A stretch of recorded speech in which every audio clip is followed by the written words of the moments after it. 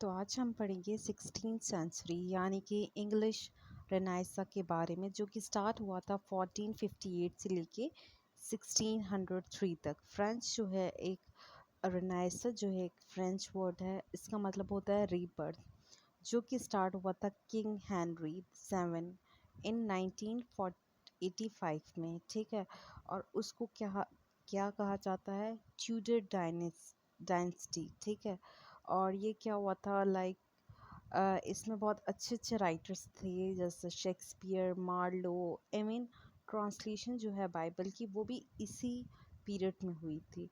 ठीक है, और जो है रिच क्लास बिगिन हुई थी, अमेरिका डिस्कवर हुआ था। ठीक है, और फ्यूडल सिस्टम भी हुआ था, ये सारी चीज़ें थी। तो मूविंग टूवर्ड्स कि रेनाइसा डिस्कवर कहाँ हुआ था, तो ये इटली में हुआ था सबसे पहले। ठीक है, उसके बाद जो लोग हैं वो वहाँ पे मतलब वहाँ से जाने लगे दूसरी दूसरी प्लेसेस पे, जिसकी वजह से ये स्प्रेड हुआ पूरे यूरोप पे।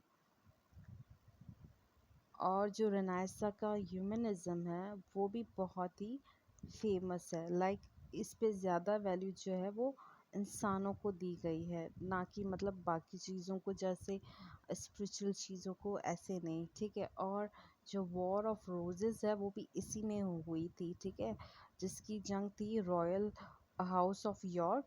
ठीक है, और दूसरा था जो कि वाइट रोज को रिप्रेजेंट करता था। दूसरा था लैंडकास्टर हाउस। ठीक है, और वो जो है रेड रोज को रिप्रेजेंट करता था। और ये एंडेड कब हुई, जब रिचर्ड 3 जो यॉर्क के किंग थे उनकी डेथ हो गई। इसकी वजह से लाइक ये हुआ। उसके बाद जो हेनरी ट्यूडर थे यानी कि किंग हेनरी 7, उन्होंने शादी कर ली थी एलिज़ाबेथ के साथ ऑफ यॉर्क। ठीक है, ताकि दो राइवल हाउसेस को मिला दिया था। और इसके बाद जो है हेनरी को चांस मिल गया, और उसने जो है सेंट्रलाइज कर दिया पावर को, अपने कोर्ट को। ठीक है, जिसमें उसने मतलब लाइक वैल्यूज़ थी in poetry no less than politics. ठीक है, और पोइट्री, थिएटर, इन सारी चीज़ों में। ठीक है, और जो लंदन है उस वक्त का बहुत ही फास्टेस्ट यूरोप का ग्रोइंग सिटी था।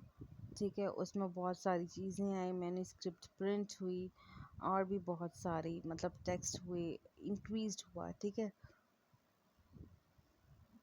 उसके बाद जो किंग और queens like Henry 5, Edward 6, Henry 7, Henry 8, उसके बाद जो है मैरी 1, फिर एडवर्ड आई डोंट नो इसे क्या पढ़ा जाएगा, VI को, खैर। उसके बाद एलिज़ाबेथ 1, जेम्स 1, ये सब आए। ओके, सो ये पूरी उनकी डेंसिटी है, you can see, but the picture is very blur. खैर, moving towards at Henry 8, oh sorry, yes, he wrote many poetries, played many instruments, wanted to get rid of his wife Catherine of Aragon, but divorce was not allowed. Okay, and try to get pop annual, मतलब उन्होंने बहुत कोशिश की वो दूसरी शादी करें। ठीक है, लेकिन फिर क्या हुआ कि मतलब डाइवोर्स भी हुए और ये सारी चीज़ें भी हुई। फिर आती है ब्लड मैरी। ठीक है, जो कि हेनरी 8 की और कैथरीन की बेटी थी, जिन्होंने रिस्टोर किया कैथोलिक चर्च को। ठीक है, और प्रोटेस्टेंट्स को मतलब चलाया उनको, लाइक बहुत ज़्यादा कि उनमें फीवर हो, मतलब फियर हो। ठीक है, और ये खुद जो है इनकी डेथ हुई थी फीवर की वजह से। उसके बाद आती है queen Elizabeth 1, she is also known as the virgin queen. ठीक है, उसके बाद ये भी हेनरी 8 की और एने बोलन की डॉटर है। ठीक है, इसने मतलब क्या किया, इसने रीस्टैब्लिश किया इंग्लैंड की चर्च को। ठीक है, और मतलब ये सारी चीज़ें थी। और शेक्सपियर ने इसके दौरान ही बहुत सारी चीज़ें लिखी थी। और ये सारी चीज़ें हैं कि उनमें क्या कल्चर, क्या चीज़ें जो हैं वो फेमस थी। ठीक है, रियलिज़म भी था इसमें। फिलिप सिडनी की पोइज़ी भी थी, डिफेंस पोइज़ी भी थी। ठीक है, उसके अलावा जो है like pastoral, heroic, lyrics, satire, elegiac, tragic, comics, सारी की सारी चीज़ें भी वहाँ उस वक्त में थी।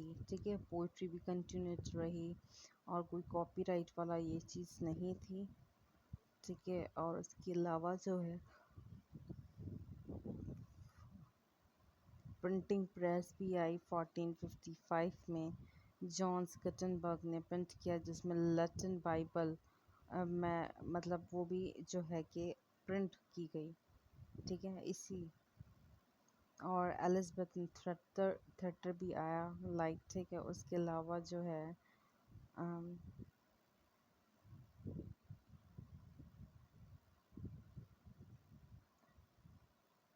ये सारी चीज़ें हैं। और